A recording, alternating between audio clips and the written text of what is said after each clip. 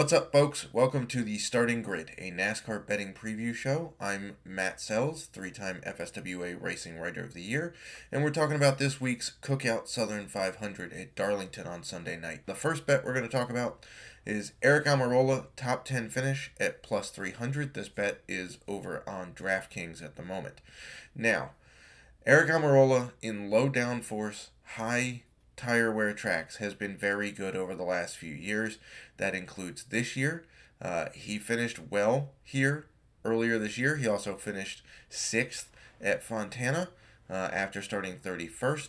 He put in a top 11 here in May and then rounded that off with a P5 at Gateway, which is a fairly similar track. He also gets the benefit of his teammates being pretty quick here as well. So similar setups should mean similar results for Aric Almirola with a top 10 at plus 300. Moving on, we're going to stay in the SHR garage here, and we're going to go with Mr. Kevin Harvick with a top 5 finish at plus 200.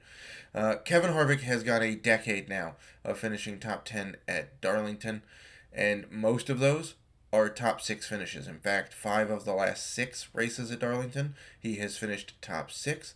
He pulled this off earlier this year, even though he didn't have the best equipment or the best speed. Guy just knows how to get around a track. So it's hard not to take plus odds on a guy who's basically pulled this off 6 straight races. And if you're really feeling good, you can go with a minus 140 line for a top 10 finish for Kevin Harvick, but we'll stick with the plus 200 for a top 5. The next odds we're going to come to are some outright winners. So we got William Byron going off at plus 1,800 at the moment. He nearly won this race in May. He was 2 laps shy of winning it until Joey Logano put his bumper to him and ran him into the wall and wound up finishing 13th because he just had too much damage to overcome in the last 2 laps. That being said, Byron also was running pretty well at Fontana, which is another notable high tire wear track, until he got caught up in a wreck with about 40 or so laps to go in that race, and that wreck wasn't really his fault. So that's a couple of high tire wear tracks that he's run very, very well at. His teammate also ran well here in the spring. Larson started second, and then had an engine issue, but he started second. Chase Elliott also finished 5th here. Leading laps at both Fontana and Darlington and having Hendrick speed is a benefit to Byron this week at plus 1,800. The last bet we're going to touch on is last week's winner at Daytona, Austin Dillon, going off at plus 4,500 to win this weekend. He ran pretty well here earlier in the year. In fact, he's got back-to-back top 10s here, including a 9th place back in May.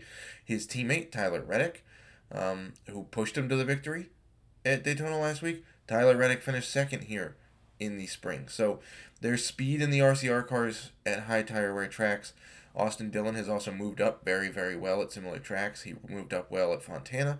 He did again at Gateway, did so at Darlington, and did so at Nashville. So that consistency, along with the fact that he ranks as the 7th best average finish over the last 6 similar aero package races here, that's pretty intriguing for a guy who's going off at plus 4,500 to win at the moment. So that'll wrap up this week's Starting Grid, the NASCAR betting preview show from Fantasy Alarm. And go get those bets in. Keep checking out the DFS content that's coming out the rest of this weekend. We have a weekly NASCAR DFS podcast that'll be out Thursday morning. My award-winning playbook will be out Saturday following qualifying and practice, and you'll want to see that because it'll have all sorts of plays in there, the top drivers for cash, GPP, DFS strategy, how the weather affects things this weekend.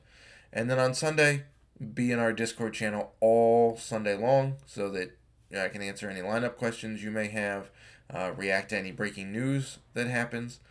So with that, go ahead and check out the rest of the NASCAR DFS content over at Fantasy Alarm, as well as my betting content at Pickswise. And we'll see you in the green.